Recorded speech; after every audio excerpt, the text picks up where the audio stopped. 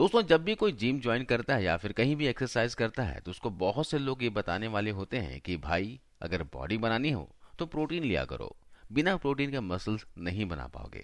आपके साथ भी ऐसा जरूर हुआ होगा। उसके बाद बंदा सोचता है कि यार ऐसा क्या खाएं जिसमें बढ़िया प्रोटीन हो। मतलब तभी से वो पता लगाना शुरू कर देता है कि सबसे अधिक प्रोटीन किस में होता है। यह आम बात है कि जिम जाने वाले लड़के हमेशा इसी सोच में रहते हैं कि उच्च प्रोटीन वाले आहार कौन कौन से हैं, ताकि वो पता लगाकर उसको खाना शुरू कर दे। तो आज आप सही जगह पर आए हो। हम आपको बताएंगे कि सबसे ज़्यादा प्रोटीन वाली खाने की चीज़ें कौन कौन सी हैं। साथ ही बताएंगे कि उस चीज़ को खाने से आपको कितना प्रोटीन के साथ में और क्या क्या मिलेगा। जैसा कि हम सभी जानते हैं कि नॉनवेज में अंडा, मछली और मांस प्रोटीन के अच्छे सोर्स माने जाते हैं। अगर आप नॉनवेज खाते हो तो आपके लिए बॉडी बनाना काफ़ी आसान हो जाता है, क्योंकि नॉनवेज में काफ़ी मात्रा में प्रोटीन होता है। तो ऐसे में बहुत से लोग शाकाहारी होते हैं, तो ऐसे में उनके लिए प्रोटीन लेना आसान नहीं होता। आज मैं आपको शाकाहारी और मांसाहारी दोनों ही चीज़ों के बारे में बताने वाला हूँ कि किस चीज़ में कितना प्रोटीन पाया जाता है। तो सबसे पहले हम जानते हैं पनीर के बारे में। पनीर प्रोटीन का एक अच्छा सोर्स होता है। शायद यही वजह है कि भारत के बहुत सारे बॉडी बिल्डर जिम से निकलने के बाद पनीर खाया करते हैं, क्योंकि इससे उनको दो फायदे होते हैं। पहला फायदा है कि उनके शरीर की प्रोटीन की जरूरत, और दूसरा फायदा है उनके पैसों की बचत। आमतौर पर आपको कम से कम 100 ग्राम पनीर खाना ही चाहिए, क्योंकि इससे आपके शरीर को 18 ग्राम प्रोटीन मिलता है। हालांकि ये बात सच है कि 100 ग्राम पनीर के साथ साथ आपको 20 ग्राम फैट भी मिलता है। अगर आप फैट कंज्यूम नहीं करना चाहते हैं तब इसका सबसे अच्छा उपाय है लो फैट मिल्क का पनीर कंज्यूम करें, क्योंकि इसमें प्रोटीन की मात्रा उतनी ही होती है पर फैट बिल्कुल ना के बराबर होता है। मूंग की दाल खाइए। शरीर में प्रोटीन की कमी को दूर करने का सबसे सस्ता तरीका मूंग की दाल है, क्योंकि मूंग की दाल में भरपूर प्रोटीन पाया जाता है। यह सेहत के लिए बेहद ही लाभकारी है।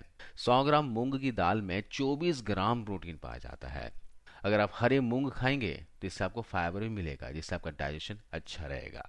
इसके अलावा दोस्तों, मछली को प्रोटीन का सबसे प्योर और हेल्दी सोर्स माना जाता है, क्योंकि इसे खाकर आप अपने शरीर में प्रोटीन की कमी को पूरा कर सकते हैं। कई एक्सपर्ट्स के अनुसार एक इंसान को हफ्ते में कम से कम 2 बार मछली जरूर खाना चाहिए, क्योंकि मछली खाने से न सिर्फ हमें प्रोटीन मिलता है, बल्कि मछली में मौजूद कैल्शियम और फास्फोरस भी कई तरीकों से हमारे शरीर को फायदा पहुंचाते हैं। अब आपके मन में सवाल आएगा कि आखिर कितनी मछली खाने से हमारे शरीर की प्रोटीन की आवश्यकता पूरी होती है।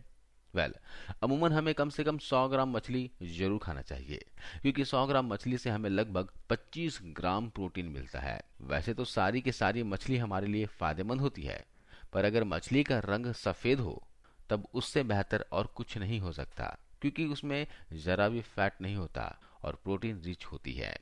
बादाम खाइए। अगर आप बादाम खाते हैं तो सोचना छोड़िए कि सबसे ज़्यादा प्रोटीन किस में होता है, क्योंकि ये आपको हाई क्वालिटी प्रोटीन प्रदान करता है। बादाम में लगभग 21% तक प्रोटीन पाया जाता है।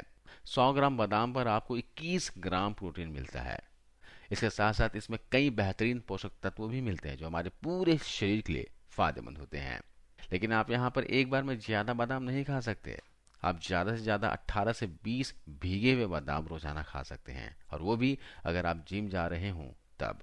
इसके अलावा मूंगफली से भी आप प्रोटीन की कमी को पूरा कर सकते हैं। जी हाँ, मूंगफली को गरीबों का बादाम कहा जाता है, क्योंकि प्रोटीन के मामले में ये बादाम को पीछे छोड़ देती है। जी हाँ, इसमें लगभग 25% प्रोटीन पाया जाता है। मतलब 100 ग्राम मूंगफली खाने पर आपको 25 ग्राम प्रोटीन मिल जाता है। लेकिन इसकी सबसे खराब बात यह है कि इसमें फैट भी बहुत ज़्यादा पाई जाती है। इसमें लगभग 42% फैट होती है, जो कि बहुत ही ज़्यादा है। विटामिन के नाम पर इसमें B6 प्रचुर मात्रा में होता है। इसके अलावा इसमें मिनरल्स, मैग्नीशियम और कैल्शियम भी पाए जाते हैं, जो हमारे ओवरऑल हेल्थ के लिए बहुत ही ज़्यादा बेनिफिशियल होते हैं। इसके अलावा फलियां खाइए। फलियों में जैसे चना, राजमा, छोला, सोयाबीन, इसे डाइट का हिस्सा बनाइए, क्योंकि इनसे आपको प्रोटीन मिलेगा। 100 ग्राम अगर फलियां खाते हैं तो इससे आपको 15 से 20 ग्राम तक प्रोटीन मिल जाएगा। इसके अलावा नॉन वेजिटेरियन है तो मटन खा सकते हैं। ये हमारी ताकत को बहुत जल्दी बढ़ाता है। मटन में 26% प्रोटीन पाया जाता है। मतलब अगर आप 100 ग्राम मटन खाते हैं तो आपको 26 ग्राम प्रोटीन मिल जाएगा। इसके साथ साथ विटामिन में आपको B6, विटामिन C और विटामिन D भी मिल जाते हैं। मिनरल्स की बात करें तो आयरन, मैग्नीशियम और थोड़ा सा कैल्शियम भी मिल जाता है। 100 ग्राम मटन खाने से आपको लगभग 270 कैलोरीज मिलती है। इसके अलावा चिकन भी खा सकते हैं। इसमें भी अच्छी मात्रा में प्रोटीन होता है।